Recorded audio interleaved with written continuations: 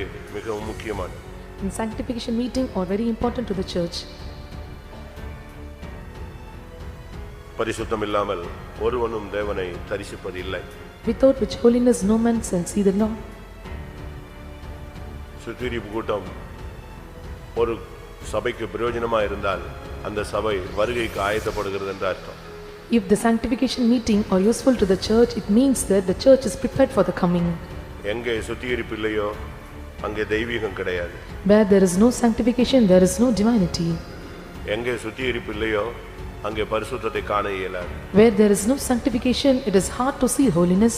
எங்கே சுத்திகரிப்பு இல்லையோ அங்கே தேவனை பார்க்க முடியாது. Where there is no sanctification, we cannot see the Lord. எங்கே சுத்திகரிப்பு இல்லையோ அங்கே தேவனுடைய உலாவுதல் இருக்காது. Where there is no sanctification and there is no moving of God.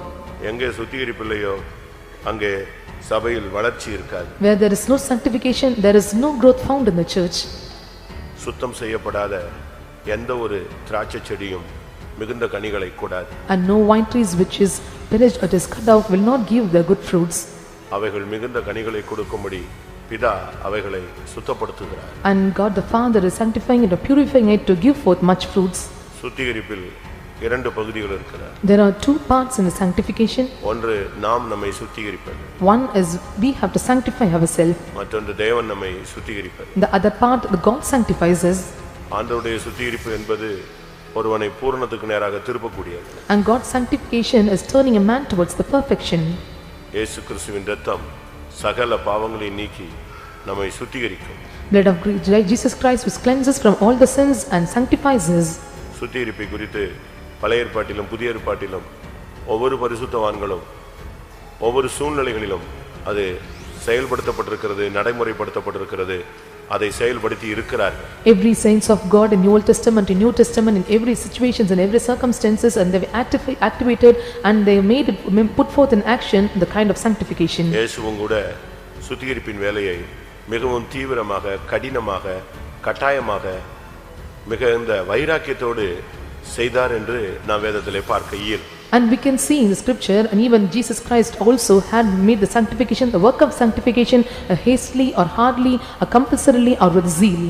சுத்திகரிப்பு என்பது நமக்குள்ளே 24 மணி நேரமும் நடக்க வேண்டிய ஒரு முக்கியமான ஊழியம். And sanctification is the ministry which have to be activated in us for 24 hours. எப்படி மனித சரீரத்தில் இரத்த சுத்திகரிப்பு அவன் மரிக்கும் வரை அவனுக்குள் நடந்து கொண்டே இருக்கிறதோ அதுபோல நாம் ஜீவனோடு இருக்கும் வரை சுத்திகரிப்பு என்பது ஆவிக்குரிய விதத்தில் நமக்குள் நடந்து கொண்டே இருக்க வேண்டும். How the blood of man is undergoing under the purification work till his death time, at same wise and we also till the end of our life days we must go under this sanctification. எப்படி அபிமான ஸ்திரீகள் 6 மாதம் ஒரு சுத்திகரிப்பும் 6 மாதம் ஒரு சுத்திகரிப்பும் எடுத்து 365 நாட்களும் அவர்கள் சுத்திகரிப்பிலிருந்து ராஜஸ்திரியாய் மாற்றப்படுகிறார்களோ அதுபோல இரவும் பகலும் சுத்திகரித்துக் கொள்ளுகிற மனிதன் மனவாட்டியாய் மாறுவான். And those women were under the palace and going under the sanctification for 6 months and 6 months of time, and every man of God going under the sanctification were taken to the royal place. வேதத்திலே மிகச் சிறந்த தலை சிறந்த தேவனால் கரங்களில் எடுத்து உபயோகப்படுத்தப்பட்ட அனைவரும் சுத்திகரிப்பை தங்களுடைய வாழ்க்கையில முக்கியப்படுத்தினதை பார்க்க முடியும்.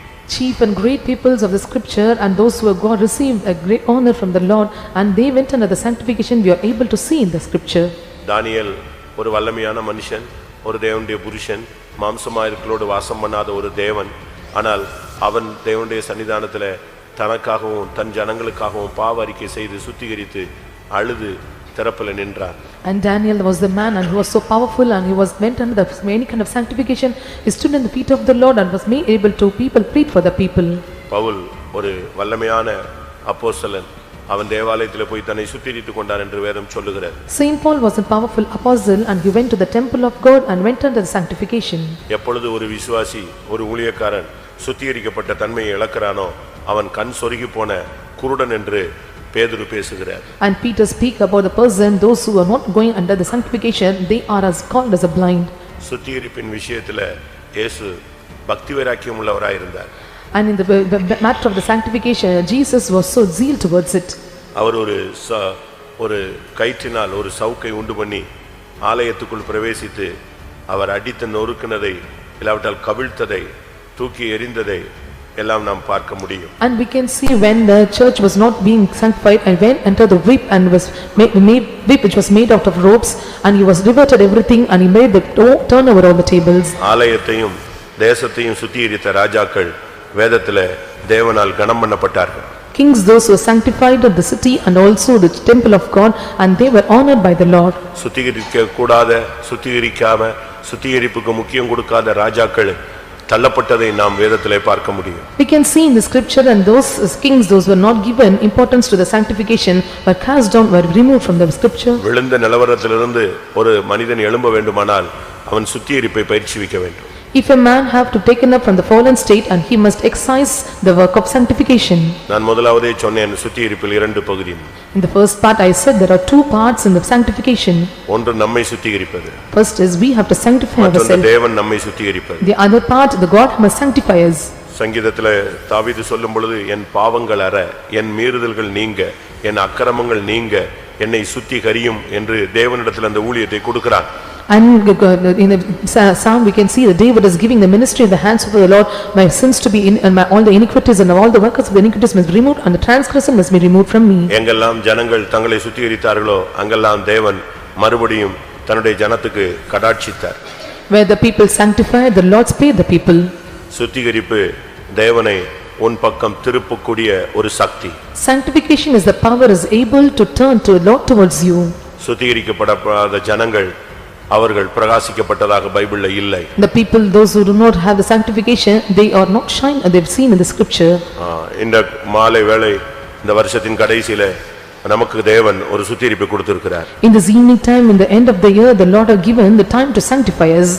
யார் சுத்திகரிப்பார்கள்? Who will sanctify them? தேவனால் நேசிக்கப்படுகிறவர்கள் சுத்திகரிப்பார்கள். And those that are loved by the Lord will sanctify themselves. தேவன் யாரை நேசிக்கிறாரோ அவர்களை அவர் சுத்திகரிப்பார்.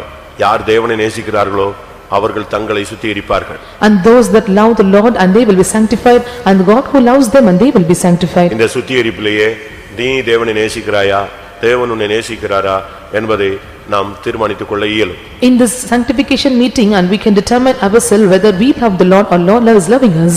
தேவன் உன்னை நேசிக்கிறார் என்றால் நிச்சயமாக இந்த சுத்திகரிப்பு கூட்டத்திலே வந்து உன்னை கொண்டு வந்து பரிசுத்தமாக்குவார். If God loves you, surely the Lord will take you to the sanctification meeting and will purify you. இந்த கூட்டங்களை நீ பயன்படுத்துவாய். And you will make use of this meeting. உன்னால நிம்மதியா இருக்க முடியாது. You could not remain in peace. வசனங்கள் போராடும். And the word of God will strive with you. ஆண்டவருடைய இரத்தம் உன்னோடு போராடும். And blood of God will strive with you. ஒரு ஜெப ஆவி உன்னோடு போராடும். A spirit of prayer will intervene with you. ஆவியானவர் உன்னோடு போராடுவார். A Holy Spirit will intervene with you. எபிரேயர்ல நாம் பார்க்கும் பொழுது When we see in the book of Hebrews, அவர் தன்னுடைய சொந்த இரத்தத்தினால் ஜனத்தை பரிசுத்தம் பண்ணினார் என்று சொல்லி இருக்கிறார். it is mentioned according to his own blood and he sanctified the people. தீமோத்தேயுவிலே சொல்லப்பட்டிருக்கிறது. It is mentioned in Timothy. வசனத்தினாலும் ஜெபத்தினாலும் பரிசுத்தம் உண்டாகிறது.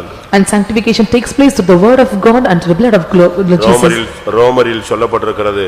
பரிசுத்த ஆவியினாலே புறஜாதியாகிய பலி பரிசுத்தமாக்கப்படுகிறது. In Romans it is mentioned that through the spirit of the Gentiles and the word of God is sanctifying us. ஒரு புதிய ஏற்பாட்டு ஒரு தேவனுடைய ஊழியன், ஒரு விசுவாசி இயேசுவின் இரத்தத்தினால் பரிசுத்தமாக்கப்படுகிறான். New Testament, the servant of God or a believer are sanctified by the blood of Jesus Christ. வசனத்தினால் பரிசுத்தமாக்கப்படுகிறான். And he is sanctified through the word of God. ஜெபத்தில் இருக்க அவன் பரிசுத்தமாக்கப்படுகிறான். When he stayed in the prayer and he is sanctified. அபிஷேகம் அவனை பரிசுத்தமாக்குகிறது. Anointing is sanctifying him.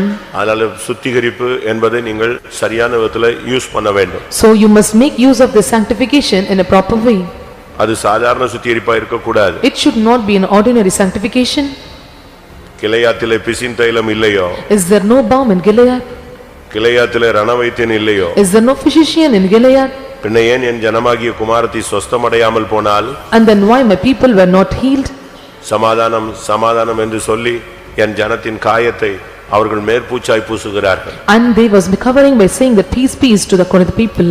காத்திருப்பு கூட்டம் என்பது உங்களுக்கு ஒரு டிஞ்சர் போடுற மாதிரி, ப்ளூ மருந்து போடுற மாதிரி, ஒரு ஆயின்மெண்ட் போடுற மாதிரி, ஒரு லைட்டா ஒரு மாத்திரை கொடுக்கிற மாதிரி, ஒரு இன்ஜெக்ஷன் போடுற மாதிரி. And tiring meeting is just applying a tincture or putting an injection or giving some glue ointments for you. ஏதாவது ஒரு உங்களுடைய காயத்தை கட்டி அனுப்பிடுவாங்க. And they will bound their wounds and they make you to depart from this place. சுத்திகரிப்பு கூட்டம் அப்படி கிடையாது. But sanctification is not like that. இது operation time. And this is a time to operation. இதுக்கு டேட் ஃபிக்ஸ் பண்ணி தான் செய்றோம். And only fixing this date we can put forth. காதிருப்பு கூட்டம் வாரம் வந்துரும். Tiring meeting will comes every week. அது ஒரு மெடிக்கல் செக்கப் மாதிரி. It's like a medical checkup. But சுத்திகரிப்பு கூட்டம் அப்படி கிடையாது. But sanctification meeting is not like that. இது மெடிக்கல் செக்கப் கிடையாது. It is இது not. ஆபரேஷன் தியேட்டர்ல உனக்கு டைம் ஃபிக்ஸ் பண்ணி உன்னை உள்ள கொண்டு வர்றது. It is not a medical checkup but they fix a time to operate. எங்க அம்மா அண்ணன் தம்பி புருஷன் மனைவி யாருக்கும் உள்ள இடம் கிடையாது. உனக்கும் தேவனுக்கும் ரணவைத்தியனுக்கும் உனக்கும் மட்டும்தான் வேலை. There is no room for father, mother, husband or children in this place. There is only entering between you and God. அவர் உன்னை என்னென்ன விதத்துல உனக்கு ஆபரேட் பண்ணணுமோ பண்ணுவார். And how far and whatever state he want to operate you, he will do the operation. உன்னுடைய உச்சன் தலையிலிருந்து உள்ளங்கால் மட்டும். From the head of the to the foot. இல்லாவிட்டால் உன்னுடைய உள்ளங்கால் தொடங்கி உச்சந்தலை மட்டும். Or from the sole of the foot from the head. ஏசாயா 1 அதிகாரத்துல சொல்லப்பட்டது போல உள்ளங்கால் தொடங்கி உச்சந்தலை மட்டும் அதிலே சுகமே இல்லை. As it is mentioned in book of Isaiah chapter 1, and from the head to the sole of the foot there is no healing. உன்னுடைய உள்ளங்கால் தொடங்கி உச்சந்தலை மட்டும் அதிலே சுகமே இல்லை. எல்லாம் ரணமும் நொதிக்கிற ரணமும் வீக்கமும் உள்ளதாய் இருக்கிறது. And from the sole of the foot till your head, and there are completely wounds that is completely full of the ornaments. அப்ப ஆண்டவர் உட்கார்ந்து இப்ப ஆபரேஷன் தியேட்டர்ல நீ உள்ள படுத்து கிடக்குற ஒரு ஆள் மாதிரி இருக்கிற. Now you are the person who was sleeping in the operation theater. நீ சரண்டர் பண்ணிடணும். You have to surrender yourself. அவர் உன்னுடைய உச்சந்தல்ல இருந்து உள்ளங்கால் மட்டும் ஆபரேட் பண்ணுவார். And he will do the operation from your head to the sole of the feet. அதுதான் சரியான ஒரு சுத்திகரிப்பு. And that is the proper sanctification. அப்படியே ஸ்டார்ட் பண்ணலாம் நம்ம. நான்லாம் அப்படித்தான் எல்லா கூட்டங்களையும் நான் பேசுறேன்.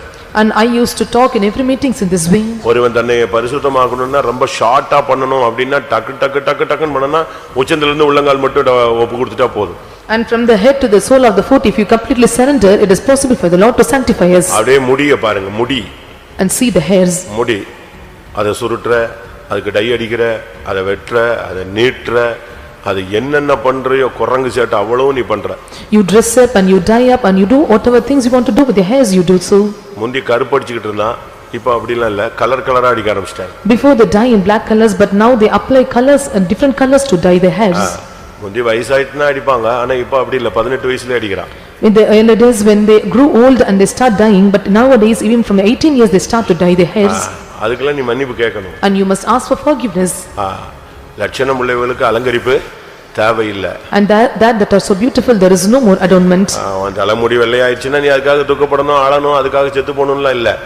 ஏதோ ஒரு நோக்கத்தோட தான் கர்த்தர் அனுமதிப்பார். ஏன்னா அவன் தலையில உள்ள முடியெல்லாம் தேவனால் எண்ணப்பட்டிருக்கிறது. And if your hairs are grown to hoary hairs, and there is no need to grieve and don't feel sorrow about it, and you must be so thankful to God for it. அது சுருட்டையா இருக்குன்னு நீட்டமாக்க வேண்டாம், நீட்டமா இருக்குன்னு சுருட்டையாக்க வேண்டாம். And it may be so curly or it may be different kind of things, but you should not matter about it. ஏசாயா 2:3 அதிகாரத்துல பார்த்தீங்கன்னா மயிர் சுருளுக்கு பதிலாக நியாயத்தீர்ப்பு உண்டாகும்னு சொல்லி இருக்கு. In book of Isaiah chapter 2 it is mentioned, without for this curly hairs the judgment will be put forth for it. உன்னுடைய முடியில நீ பண்ற சேட்டைகளுக்கெல்லாம் உனக்கு நியாயத்தீர்ப்பு உண்டு. For all the naughty things that you do with the hairs, and you must face the judgment. ஆண்கள் முடியை நீளமா வளர்க்க கூடாது, பெண்கள் முடியை வெட்ட கூடாது. இது பைபிள் சத்தியம். And it is the truth of the Bible, and male should not grow their hairs and female should not cut their hairs. இதுக்கு கலர் கலரா நீ அடிக்கணும்னு அவசியம் கிடையாது. And there is no need to dye and in different colors. அடுத்து உன்னுடைய சிந்தை. And next is your thoughts. உன்னுடைய எண்ணங்கள். Your intentions. உன்னுடைய நினைவுகள். And your remembrance. தோற்றங்கள். And your appearance. இத கிளியர் ஆக்கிறதுக்கு தான் இயேசு முள்முடி சூட்டப்பட்டார். And to clear all these, and Jesus was crowned with thorns. உன்னுடைய நினைவுகள் தோற்றங்கள் எல்லாம் நீ சிந்திச்சு பார். And you must think about your thoughts and intentions. உன்னுடைய நினைவுகள் என்னுடைய நினைவுகள் அல்ல. And your thoughts are not my thoughts. உன் வழிகளும் என்னுடைய வழிகளும் அல்ல. And your ways are not my ways. அப்ப நினைவுகளுக்கும் சிந்தனைகளுக்கும் எண்ணங்களுக்கும் உணர்வுகளுக்கும் நீ கணக்கு கொடுக்கணும். And you must give all account for all your intention, thoughts and for your remembrance and desires. அடுத்து உன்னுடைய நெற்றி. And next is your forehead. நெற்றில என்ன பாவம் செஞ்சறோம் அப்படி நீ நினைக்கலாம். You may think, and what is the wrong we have committed in our forehead? கடினமான நெற்றி. And it was a hard forehead. அந்த நெற்றிலே உன்னுடைய சிம்பல் தெரிஞ்சிரும். And in your forehead the symbol is shown. Tension ஆனா தெரியும், ஆச்சரியப்பட்டா தெரியும், அதெல்லாம் அப்படி நெற்றி படக்குன்னு வரும். If you get tensed or if you are exclaimed and you are able to see in your forehead. அது ஒரு சப்ஜெக்ட். நெற்றிய பத்தியே பைபிள்ல இருக்கு. And it is mentioned about forehead, it is a different subject. உன்னுடைய கண்கள். Your eyes. மேட்டிமையான கண்கள், and your eyes are haughty eyes, உடன்படிக்கை செய்யப்படாத கண்கள், and your eyes are not திருப்தி அடையாத கண்கள், and unsatisfied eyes, கர்த்தருக்கு பிரியமில்லாத பார்த்த கண்கள், and that the eyes that have seen the undesirable things of the Lord. இது ஒரு சுத்திகரிப்பு. நான் ரொம்ப ஆழமா இப்ப போகல. And that is a different sanctification. I don't want to go deep. அடுத்து உன்னுடைய செவிகள், And next is your ears, ஊர்ல உள்ள எல்லாத்தையும் உள்ள வாங்கிக் கொள்ளுகிறது. and you receive everything from the things of the world, செவி திருப்தி அடையாது. and ears will never be satisfied. எங்க போதுங்க காது நிரம்பிருச்சுன்னு சொல்ல மாட்டேன், வயிறு நிறைஞ்சிருச்சுன்னு சொல்லிடலாம். ஆனா எது நிறைஞ்சிருச்சுன்னு சொல்ல முடியாது, காது நிறைஞ்சிருச்சுன்னு சொல்ல முடியாது. அது வாட்டு போயிட்டே இருக்குங்க, உள்ள ஸ்டோர் பண்ணிட்டே இருக்கும். And we can say our stomach is full, but our ears will never be satisfied. தேவனுக்கு பிரியமில்லாத வார்த்தைகள், தேவனுக்கு பிரியமில்லாத காரியங்கள் என்னமோ கேட்டுக்கிட்டே இருக்கிறான். காதுல இயர்போனை தூக்கி மாட்டிடுறான் பாருங்க. ரோட்ல நடந்து போகும்போது, உட்கார்ந்து இருக்கும்போது, உட்கார்ந்து எங்க போனாலும், வண்டியில போனாலும் அதை காதுல மாட்டிக்கிறான். Undesirable words and undesirable things and matters of the world which is entering into the ears, and we will never allow to close it up. அடுத்து உன்னுடைய முகம். And next is your face. உன்னுடைய முகம் தேவ சாயலா இருக்கா? And your face is full of the countenance of the Lord. நாடி எத்தனை விசை வேறுபட்டது? And how many times your countenance was changed? காயினுடைய முகநாடி வேறுபட்டது. And the countenance of Cain was different. அகத்தின் அழகு முகத்தில் தெரியும். And face is the index of the mind. உன்னுடைய முகத்தை பார்த்தாலே கண்டுபிடிச்சிடலாம் இன்னைக்கு என்ன நிலவரத்தில் இருக்கான்னு. Looking at your face we can identify what is your present state. உன்னுடைய மூக்கு, your nose, உன்னுடைய நுகரும் தன்மை, and the smelling capacity, உன்னுடைய வார்த்தைகள், your words, உன்னுடைய வாய், your mouth, உன்னுடைய உணவு, your food, உன்னுடைய பற்களை கடிக்கிற தன்மை, and the gnashing of teeth, நாவை வளைக்கிற வார்த்தைகள், and swelling of your tongues. என்னெல்லாமோ நீ பேசுற, என்னெல்லாமோ சாப்பிடுற, என்னெல்லாமோ பண்ற, அது உனக்கு தான் தெரியும். You eat and you do something, only whatever you are doing it's known to only to you. சீயோன் குமாரத்தி அகந்தையாய் நடந்து தங்களுடைய கழுத்தை நெரித்து பார்க்கிற, கழுத்தை நெரிச்சு பார்க்கிறது. And ஒரு லுக்கு விடுவாங்க பாருங்க, அதுல எல்லாருமே செத்து போயிடுவாங்க. And daughter of Zion, and she will turn over her neck and she walks heartily. அடுத்து கைகள். And then hands. அதற்கெல்லாம் உனக்கு தெரியும், கைகள் விரல்கள் எல்லாம் என்னெல்லாம் பண்ணுதுன்னு தெரியும். And you know what your fingers and what your hands are doing. உன்னுடைய இருதயம், your heart, உன்னுடைய வயிறு, your belly. வயிற்றுக்கு போஜனமும் போஜனத்துக்கு வயிறும் ஏற்கும். தேவன் ரெண்டையும் ஒழிய பண்ணுவார். And food for the belly and belly for the food, and the Lord will corrupt and destroy the things. உன்னுடைய கால்கள், your legs, உன்னுடைய dress, your way of dressing. இப்படி நான் சொல்லிட்டே போவேன், நான் பேசுவேன், நீங்க கேட்டுட்டே இருக்கலாம். I keep on telling everything and what I speak and you will hear. சிம்பிளா சுத்தி இருக்கணும்னா உச்சந்தல இருந்து உள்ளங்கால் மட்டும் சர்றன்னு இறங்கிட்டீனா போதும். Simply if you want to sanctify yourself, you must sanctify from the head to the sole of the foot. அதனால சரியான ஒரு சுத்திகரிப்பு தேவை. A right sanctification is needed. ஆவியில ஒரு சுத்திகரிப்பு, ஆத்மாவில ஒரு சுத்திகரிப்பு, சரீரத்துல ஒரு சுத்திகரிப்பு. Sanctification in the spirit, soul and body. அதனால தான் ராஜாக்கள் தேசத்தையும் சுத்திகரித்தார்கள், தங்களையும் சுத்திகரித்தார்கள், தேவ ஆலயத்தையும் சுத்திகரித்தார்கள். And kings sanctified the country and themselves and the whole temple of God. ஒரு சரியான சுத்திகரிப்பு எங்கெல்லாம் இருந்துச்சோ அங்கெல்லாம் தேவன் இறங்கி இருக்கிறதை நீங்க பார்க்கலாம். Where there is a right sanctification and we can see there the Lord is entered.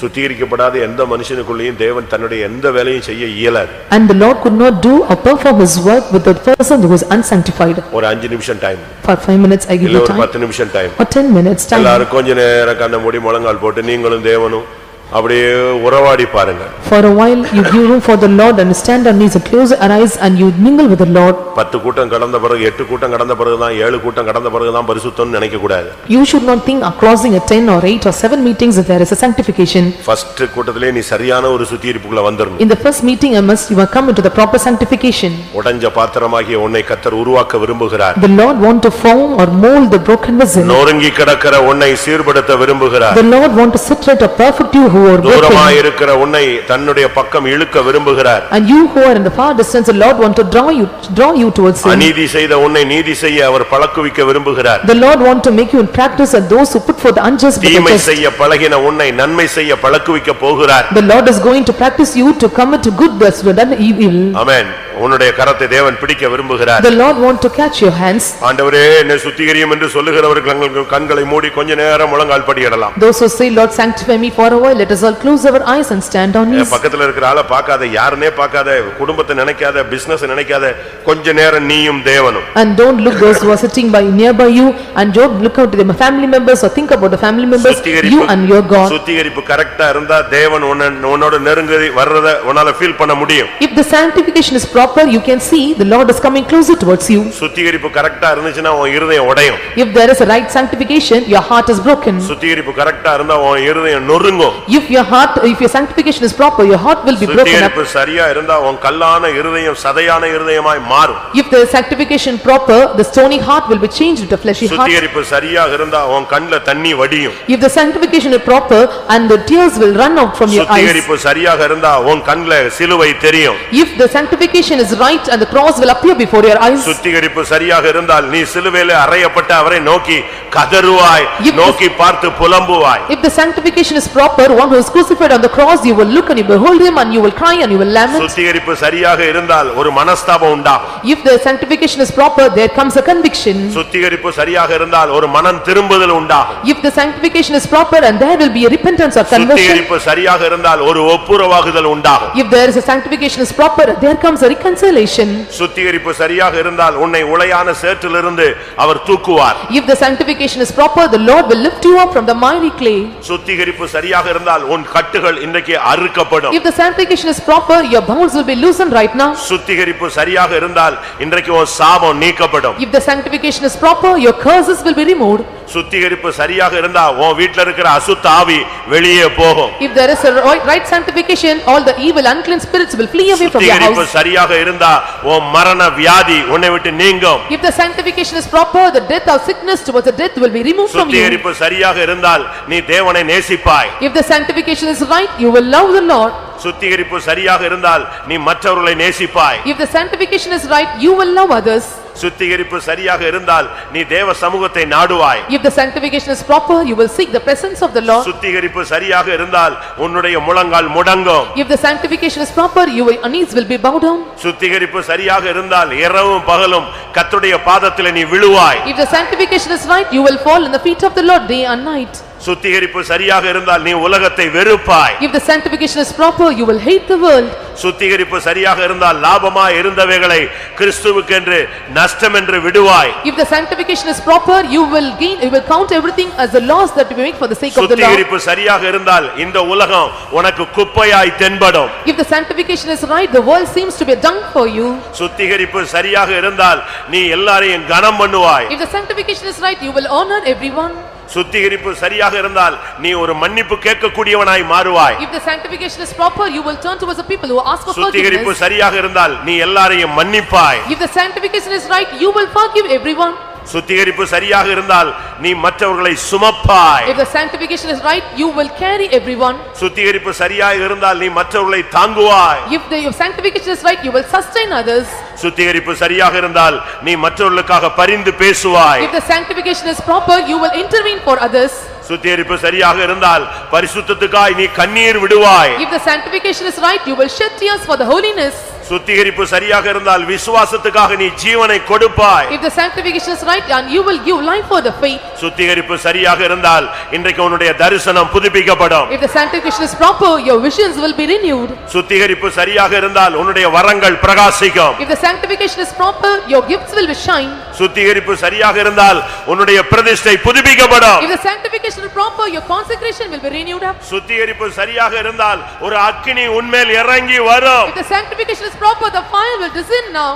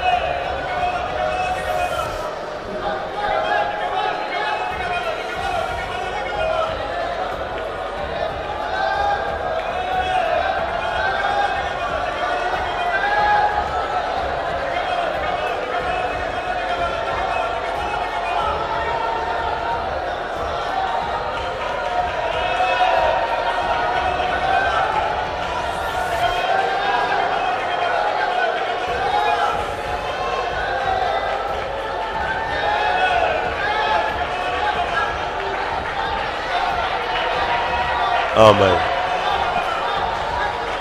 ஆம். மிகவும் முக்கியமானது. And sanctification meeting are very important to the church. பரிசுத்தம் இல்லாமல் ஒருவனும் தேவனை தரிசிப்பது இல்லை. Without which holiness no man shall see the Lord. சுத்திகரிப்பு கூட்டம் ஒரு சபைக்கு பிரயோஜனமா இருந்தால் அந்த சபை வருகைக்கு ஆயத்தப்படுகிறது என்று அர்த்தம். If the sanctification meeting are useful to the church, it means that the church is prepared for the coming. எங்கே சுத்திகரிப்பு இல்லையோ அங்கே தெய்வீகம் கிடையாது. Where there is no sanctification, there is no divinity. எங்கே சுத்திகரிப்பு இல்லையோ அங்கே பரிசுத்தத்தை காண இயலாது. Where there is no sanctification, it is hard to see holiness. எங்கே சுத்திகரிப்பு இல்லையோ அங்கே தேவனை பார்க்க முடியாது. Where there is no sanctification, we cannot see the Lord. எங்கே சுத்திகரிப்பு இல்லையோ அங்கே தேவனுடைய உலாவுதல் இருக்காது. Where there is no sanctification and there is no moving of God. எங்கே சுத்திகரிப்பு இல்லையோ அங்கே சபையில் வளர்ச்சி இருக்காது. Where there is no sanctification, there is no growth found in the church. சுத்தம் செய்யப்படாத எந்த ஒரு திராட்சை செடியும் மிகுந்த கனிகளை கூடாது. And no wine trees which is pillaged or is cut off will not give the good fruits. அவைகள் மிகுந்த கனிகளை கொடுக்கும்படி பிதா அவைகளை சுத்தப்படுத்துகிறார். And God the Father is sanctifying it or purifying it to give forth much fruits. சுத்திகரிப்பில் இரண்டு பகுதிகள் இருக்கிறது. There are two parts in the sanctification. ஒன்று நாம் நம்மை சுத்திகரிப்பது. One is we have to sanctify ourselves. மற்றொன்று தேவன் நம்மை சுத்திகரிப்பது. The other part, the God sanctifies us. ஆண்டவருடைய சுத்திகரிப்பு என்பது ஒருவனை பூரணத்துக்கு நேராக திருப்பக்கூடியது. And God's sanctification is turning a man towards the perfection. இயேசு கிறிஸ்துவின் இரத்தம் சகல பாவங்களை நீக்கி நம்மை சுத்திகரிக்கும். Blood of Jesus Christ which cleanses from all the sins and sanctifies us. சுத்திகரிப்பை குறித்து பழைய ஏற்பாட்டிலும் புதிய ஏற்பாட்டிலும் ஒவ்வொரு பரிசுத்தவான்களும் ஒவ்வொரு சூழ்நிலைகளிலும் அது செயல்படுத்தப்பட்டிருக்கிறது, நடைமுறைப்படுத்தப்பட்டிருக்கிறது, அதை செயல்படுத்தி இருக்கிறார்கள். Every saints of God in Old Testament, in New Testament, in every situations and every circumstances, and they were activated and they made put forth in action the kind of sanctification. இயேசுவும் கூட சுத்திகரிப்பின் வேலையை மிகவும் தீவிரமாக, கடினமாக, கட்டாயமாக, மிகுந்த வைராக்கியத்தோடு செய்தார் என்று நாம் வேதத்திலே பார்க்க இயலும். And we can see in the scripture, and even Jesus Christ also had made the sanctification, the work of sanctification, hastily or hardly, or compulsorily or with zeal. சுத்திகரிப்பு என்பது நமக்குள்ளே 24 மணி நேரமும் நடக்க வேண்டிய ஒரு முக்கியமான ஊழியம். And sanctification is the ministry which have to be activated in us for 24 hours.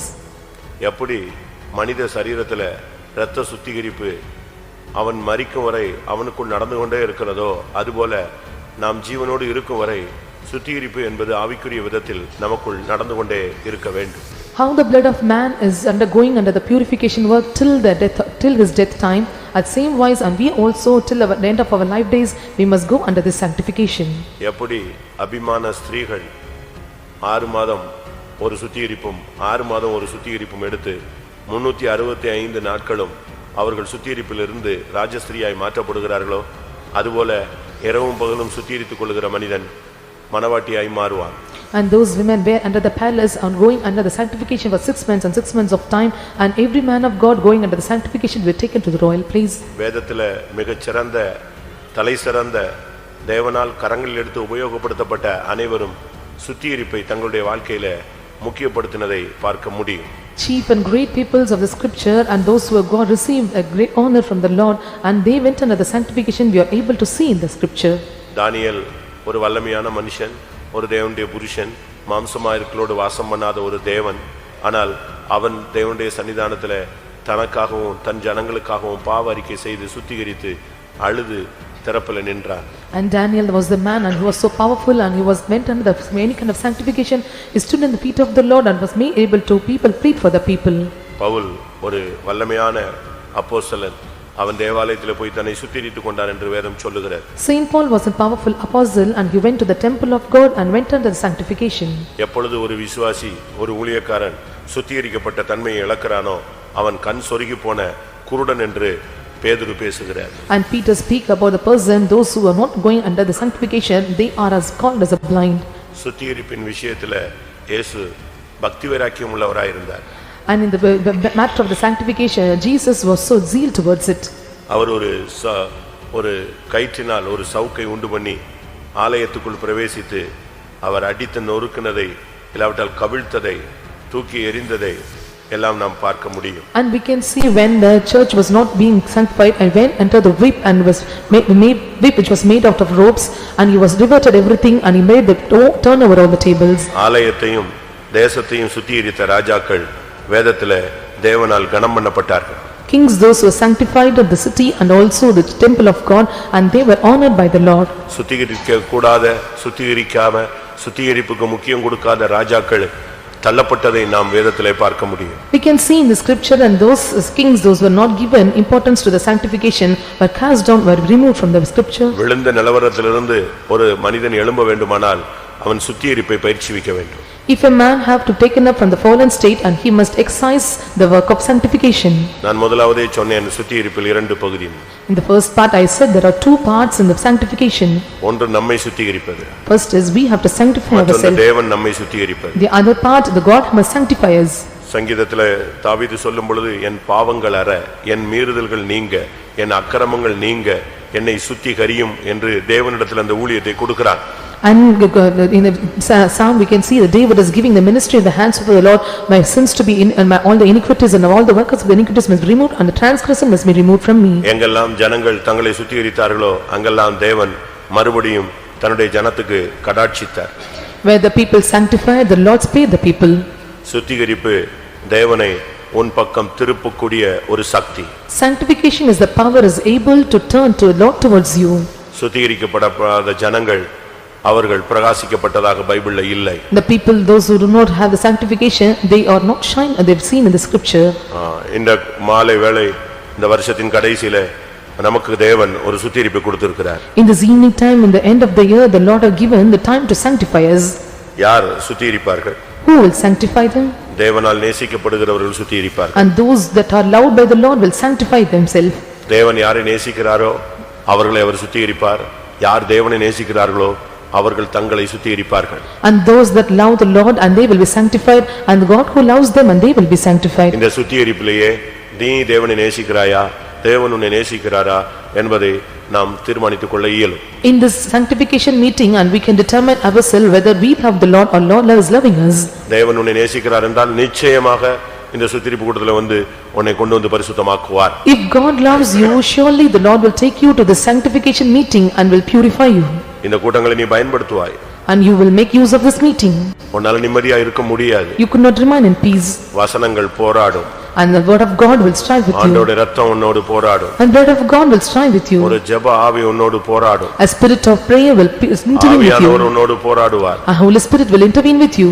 எபிரேயர்ல நாம் பார்க்கும் பொழுது, When we see in the book of Hebrews, அவர் தன்னுடைய சொந்த இரத்தத்தினால் ஜனத்தை பரிசுத்தம் பண்ணினார் என்று சொல்லி இருக்கிறார். it is mentioned according to his own blood, and he sanctified the people. தீமோத்தேயுவிலே சொல்லப்பட்டிருக்கிறது, It is mentioned in Timothy, வசனத்தினாலும் ஜெபத்தினாலும் பரிசுத்தம் உண்டாகிறது. and sanctification takes place through the word of God and through the blood of Jesus. ரோமரில் சொல்லப்பட்டிருக்கிறது, பரிசுத்த ஆவியினாலே புறஜாதியாகிய பலி பரிசுத்தமாக்கப்படுகிறது. In Romans it is mentioned that through the spirit of the Gentiles and the word of God is sanctifying us.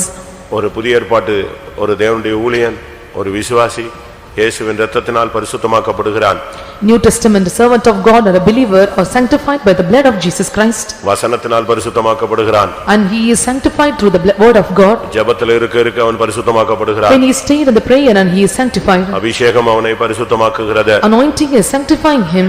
அதனால சுத்திகரிப்பு என்பதை நீங்கள் சரியான விதத்தில் யூஸ் பண்ண வேண்டும். So you must make use of the sanctification in a proper way. அது சாதாரண சுத்திகரிப்பா இருக்க கூடாது. It should not be an ordinary sanctification. கிளையாத்திலே பிசின் தைலம் இல்லையோ? Is there no balm in Gilead? கிளையாத்திலே ரணவைத்தியன் இல்லையோ? Is there no physician in Gilead? பின்ன ஏன் என் ஜனமாகிய குமாரத்தி சொஸ்தமடையாமல் போனால்? And then why my people were not healed? சமாதானம் சமாதானம் என்று சொல்லி என் ஜனத்தின் காயத்தை அவர்கள் மேற்பூச்சாய் பூசுகிறார்கள். And they was covering by saying that peace peace to the people. காத்திருப்பு கூட்டம் என்பது உங்களுக்கு ஒரு டிஞ்சர் போடுற மாதிரி, ப்ளூ மருந்து போடுற மாதிரி, ஒரு ஆயின்மெண்ட் போடுற மாதிரி, ஒரு லைட்டா ஒரு மாத்திரை கொடுக்கிற மாதிரி, ஒரு இன்ஜெக்ஷன் போடுற மாதிரி. And tiring meeting is just applying a tincture or putting an injection or giving some glue ointments for you. ஏதாவது ஒரு உங்களுடைய காயத்தை கட்டி அனுப்பிடுவாங்க. And they will bound their wounds and make you to depart from this place. சுத்திகரிப்பு கூட்டம் அப்படி கிடையாது. But sanctification is not like that. இது operation time. And this is a time to operation. இதுக்கு டேட் ஃபிக்ஸ் பண்ணி தான் செய்றோம். And only fixing this date we can put forth. காதிருப்பு கூட்டம் வாரம் வாரம் வந்துரும். Tiring meeting will comes every week. அது ஒரு மெடிக்கல் செக்கப் மாதிரி. It's like a medical checkup. But சுத்திகரிப்பு கூட்டம் அப்படி கிடையாது. But sanctification meeting is not like that. இது மெடிக்கல் செக்கப் கிடையாது. இது ஆபரேஷன் தியேட்டர்ல உனக்கு டைம் ஃபிக்ஸ் பண்ணி உன்னை உள்ள கொண்டு வர்றது. It is not a medical checkup but they fix a time to operate. எங்க அம்மா அண்ணன் தம்பி புருஷன் மனைவி யாருக்கும் உள்ள இடம் கிடையாது. உனக்கும் தேவனுக்கும் ரணவைத்தியனுக்கும் உனக்கும் மட்டும்தான் வேலை. There is no room for father, mother, husband or children in this place. There is only entering between you and God. அவர் உன்னை என்னென்ன விதத்துல உனக்கு ஆபரேட் பண்ணணுமோ பண்ணுவார். And how far and whatever state he want to operate you, he will do the operation. உன்னுடைய உச்சன் தலையிலிருந்து உள்ளங்கால் மட்டும். From the head of the to the foot. இல்லாவிட்டால் உன்னுடைய உள்ளங்கால் தொடங்கி உச்சந்தலை மட்டும். Or from the sole of the foot from the head. ஏசாயா 1 அதிகாரத்துல சொல்லப்பட்டது போல உள்ளங்கால் தொடங்கி உச்சந்தலை மட்டும் அதிலே சுகமே இல்லை. As it is mentioned in book of Isaiah chapter 1, and from the head to the sole of the foot there is no healing.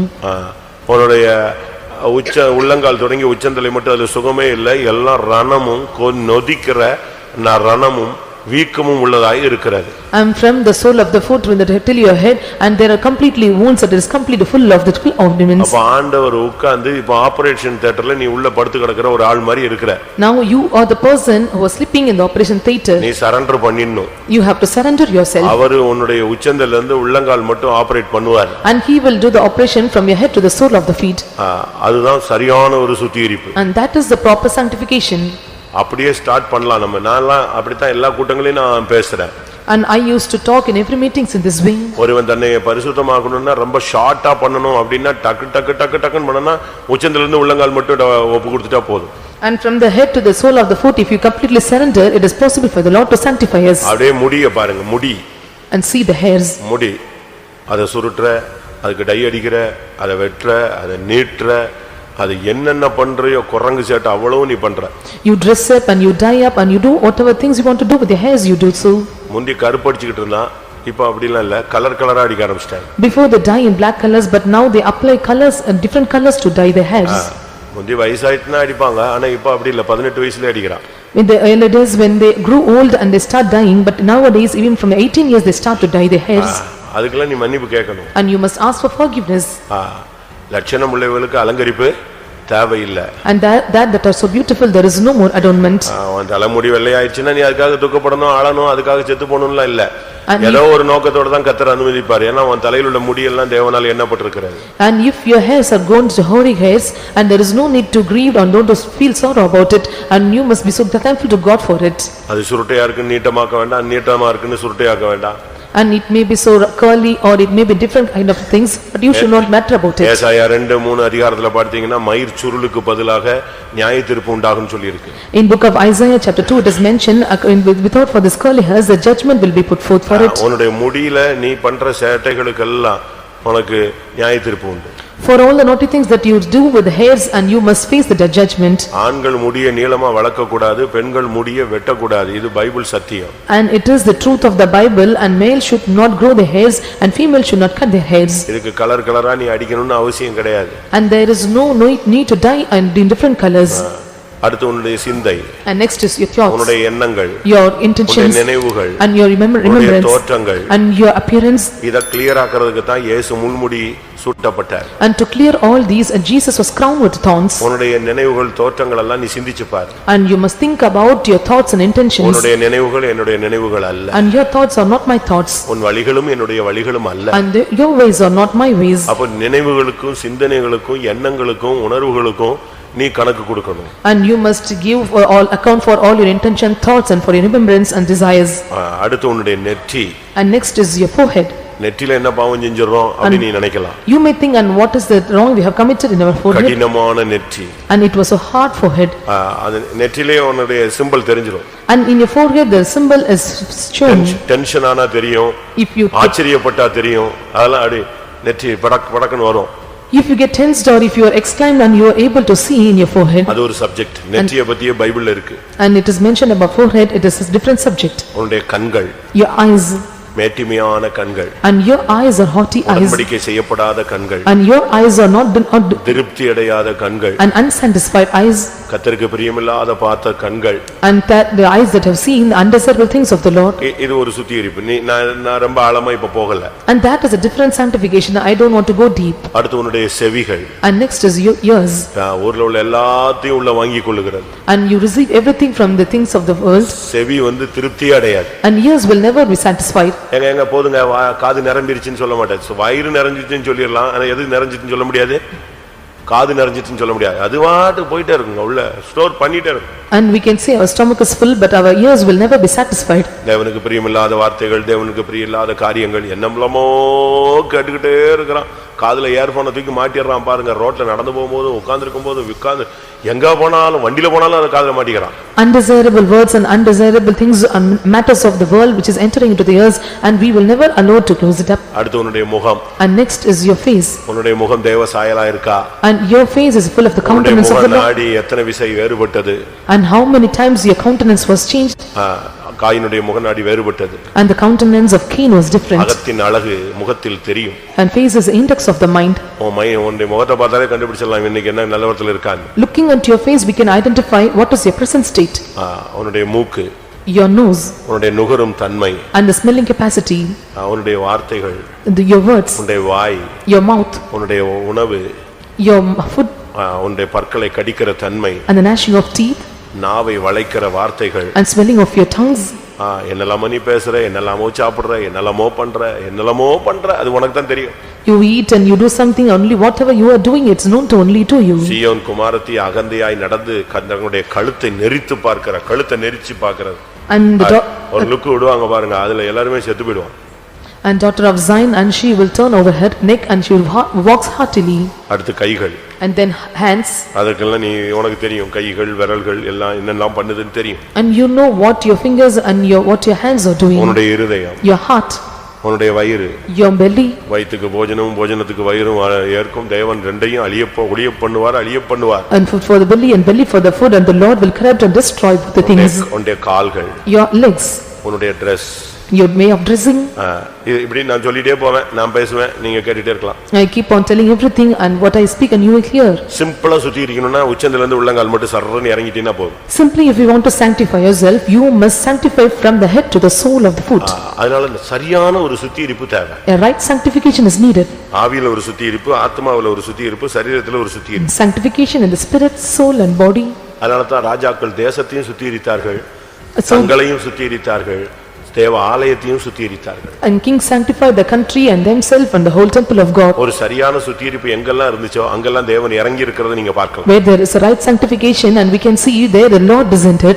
சுத்திகரிக்கப்படாத எந்த மனுஷனுக்குள்ளேயும் தேவன் தன்னுடைய எந்த வேலையும் செய்ய இயலாது. And the Lord could not do or perform his work with the person who was unsanctified. ஒரு 5 நிமிஷம் time. For 5 minutes I give you time. ஒரு 10 நிமிஷம் டைம். For 10 minutes time. எல்லாரும் கொஞ்ச நேரம் கண்ண மூடி முழங்கால் போட்டு நீங்களும் தேவனும் அப்படியே உறவாடி பாருங்க. For a while you give room for the Lord and stand on knees and close your eyes and you mingle with the Lord. 10 கூட்டம் கடந்த பிறகு 8 கூட்டம் கடந்த பிறகு தான் 7 கூட்டம் கடந்த பிறகு தான் பரிசுத்தம்னு நினைக்க கூடாது. You should not think of crossing at 10 or 8 or 7 meetings that there is a sanctification. First கூட்டத்திலே நீ சரியான ஒரு சுத்திகரிப்புக்குள்ள வந்துறணும். In the first meeting you must come into the proper sanctification. உடைஞ்ச பாத்திரமாகிய உன்னை கர்த்தர் உருவாக்க விரும்புகிறார். The Lord want to form or mold the broken vessel. நொறுங்கி கிடக்கிற உன்னை சீர்படுத்த விரும்புகிறார். The Lord want to set right a perfect you who are broken. இருக்கிற உன்னை தன்னுடைய பக்கம் இழுக்க விரும்புகிறார். And you who are in the far distance, the Lord want to draw you towards him. அநீதி செய்த உன்னை நீதி செய்ய அவர் பழக்குவிக்க விரும்புகிறார். The Lord want to make you in practice and those who put for the unjust with the just. தீமை செய்ய பழகின உன்னை நன்மை செய்ய பழக்குவிக்க போகிறார். The Lord is going to practice you to come into good that's done evil. ஆமென். உன்னுடைய கரத்தை தேவன் பிடிக்க விரும்புகிறார். The Lord want to catch your hands. ஆண்டவரே என்னை சுத்திகரியும் என்று சொல்லுகிறவர்கள் கண்களை மூடி கொஞ்ச நேரம் முழங்கால் படியிடலாம். Those who say Lord sanctify me for a while, let us all close our eyes and stand on knees. பக்கத்துல இருக்கிற ஆளை பார்க்காத, யாருனே பார்க்காத, குடும்பத்தை நினைக்காத, பிசினஸ் நினைக்காத, கொஞ்ச நேரம் நீயும் தேவனும். And don't look those who are sitting nearby you and don't look out to the family members or think about the family members, you and your God. சுத்திகரிப்பு கரெக்ட்டா இருந்தா தேவன் உன்னோட நெருங்கி வர்றத உன்னால ஃபீல் பண்ண முடியும். If the sanctification is proper, you can see the Lord is coming closer towards you. சுத்திகரிப்பு கரெக்ட்டா இருந்துச்சுனா உன் இருதயம் உடையும். If there is a right sanctification, your heart is broken. சுத்திகரிப்பு கரெக்ட்டா இருந்தா உன் இருதயம் நொறுங்கும். If your sanctification is proper, your heart will be broken up. சுத்திகரிப்பு சரியா இருந்தா உன் கல்லான இருதயம் சதையான இருதயமாய் மாறும். If the sanctification proper, the stony heart will be changed into a fleshy heart. சுத்திகரிப்பு சரியாக இருந்தா உன் கண்ணுல தண்ணி வடியும். If the sanctification is proper, and the tears will run out from your eyes. சுத்திகரிப்பு சரியாக இருந்தா உன் கண்ணுல சிலுவை தெரியும். If the sanctification is right, and the cross will appear before your eyes. சுத்திகரிப்பு சரியாக இருந்தால் நீ சிலுவையிலே அறையப்பட்ட அவரை நோக்கி கதறுவாய், நோக்கி பார்த்து புலம்புவாய். If the sanctification is proper, one who is crucified on the cross, you will look and you behold him, and you will cry and you will lament. சுத்திகரிப்பு சரியாக இருந்தால் ஒரு மனஸ்தாபம் உண்டாகும். If the sanctification is proper, there comes a conviction. சுத்திகரிப்பு சரியாக இருந்தால் ஒரு மனம் திரும்புதல் உண்டாகும். If the sanctification is proper, and there will be a repentance or conversion. சுத்திகரிப்பு சரியாக இருந்தால் ஒரு ஒப்புரவாகுதல் உண்டாகும். If there is a sanctification is proper, there comes a reconciliation. சுத்திகரிப்பு சரியாக இருந்தால் உன்னை உளையான சேற்றிலிருந்து அவர் தூக்குவார். If the sanctification is proper, the Lord will lift you up from the miry clay. சுத்திகரிப்பு சரியாக இருந்தால் உன் கட்டுகள் இன்றைக்கு அறுக்கப்படும். If the sanctification is proper, your bonds will be loosened right now. சுத்திகரிப்பு சரியாக இருந்தால் இன்றைக்கு உன் சாபம் நீக்கப்படும். If the sanctification is proper, your curses will be removed. சுத்திகரிப்பு சரியாக இருந்தா உன் வீட்ல இருக்கிற அசுத்த ஆவி வெளியே போகும். If there is a right sanctification, all the evil unclean spirits will flee away from your சுத்திகரிப்பு house. சரியாக இருந்தா உன் மரண வியாதி உன்னை விட்டு நீங்கும். If the sanctification is proper, the death or sickness towards the death will be removed from you. சுத்திகரிப்பு சரியாக இருந்தால் நீ தேவனை நேசிப்பாய். If the sanctification is right, you will love the Lord. சுத்திகரிப்பு சரியாக இருந்தால் நீ மற்றவர்களை நேசிப்பாய். If the sanctification is right, you will love others. சுத்திகரிப்பு சரியாக இருந்தால் நீ தேவ சமூகத்தை நாடுவாய். If the sanctification is proper, you will seek the presence of the Lord. சுத்திகரிப்பு சரியாக இருந்தால் உன்னுடைய முழங்கால் முடங்கும். If the sanctification is proper, your knees will be bowed down. சுத்திகரிப்பு சரியாக இருந்தால் இரவும் பகலும் கர்த்தருடைய பாதத்திலே நீ விழுவாய். If the sanctification is right, you will fall in the feet of the Lord day and night. சுத்திகரிப்பு சரியாக இருந்தால் நீ உலகத்தை வெறுப்பாய். If the sanctification is proper, you will hate the world. சுத்திகரிப்பு சரியாக இருந்தால் லாபமாய் இருந்தவைகளை கிறிஸ்துவுக்கென்று நஷ்டம் என்று விடுவாய். If the sanctification is proper, you will count everything as a loss that you make for the sake of the Lord. சுத்திகரிப்பு சரியாக இருந்தால் இந்த உலகம் உனக்கு குப்பையாய் தென்படும். If the sanctification is right, the world seems to be dung for you. சுத்திகரிப்பு சரியாக இருந்தால் நீ எல்லாரையும் கனம் பண்ணுவாய். If the sanctification is right, you will honor everyone. சுத்திகரிப்பு சரியாக இருந்தால் நீ ஒரு மன்னிப்பு கேட்கக்கூடியவனாய் மாறுவாய். If the sanctification is proper, you will turn towards the people who ask for சுத்திகரிப்பு forgiveness. சரியாக இருந்தால் நீ எல்லாரையும் மன்னிப்பாய். If the sanctification is right, you will forgive everyone. சுத்திகரிப்பு சரியாக இருந்தால் நீ மற்றவர்களை சுமப்பாய். If the sanctification is right, you will carry everyone. சுத்திகரிப்பு சரியாக இருந்தால் நீ மற்றவர்களை தாங்குவாய். If the sanctification is right, you will sustain others. சுத்திகரிப்பு சரியாக இருந்தால் நீ மற்றவர்களுக்காக பரிந்து பேசுவாய். If the sanctification is proper, you will intervene for others. சுத்திகரிப்பு சரியாக இருந்தால் பரிசுத்தத்துக்காய் நீ கண்ணீர் விடுவாய். If the sanctification is right, you will shed tears for the holiness. சுத்திகரிப்பு சரியாக இருந்தால் விசுவாசத்துக்காக நீ ஜீவனை கொடுப்பாய். If the sanctification is right, and you will give life for the faith. சுத்திகரிப்பு சரியாக இருந்தால் இன்றைக்கு உன்னுடைய தரிசனம் புதுப்பிக்கப்படும். If the sanctification is proper, your visions will be renewed. சுத்திகரிப்பு சரியாக இருந்தால் உன்னுடைய வரங்கள் பிரகாசிக்கும். If the sanctification is proper, your gifts will shine. சுத்திகரிப்பு சரியாக இருந்தால் உன்னுடைய பிரதிஷ்டை புதுப்பிக்கப்படும். If the sanctification is proper, your consecration will be renewed up. சுத்திகரிப்பு சரியாக இருந்தால் ஒரு அக்கினி உன்மேல் இறங்கி வரும். If the sanctification is proper, the fire will descend now.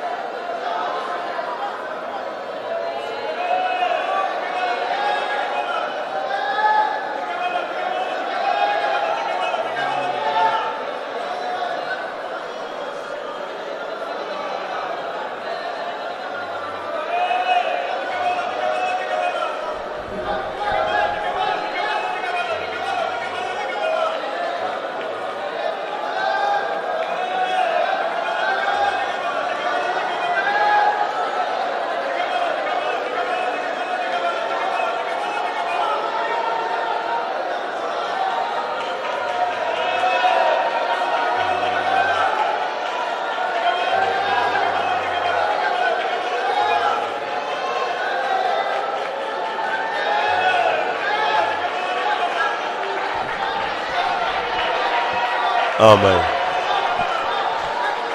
ஆமென். உட்கார். சில வசனங்களை நாம் கவனிப்போம். Let us meditate some word of God.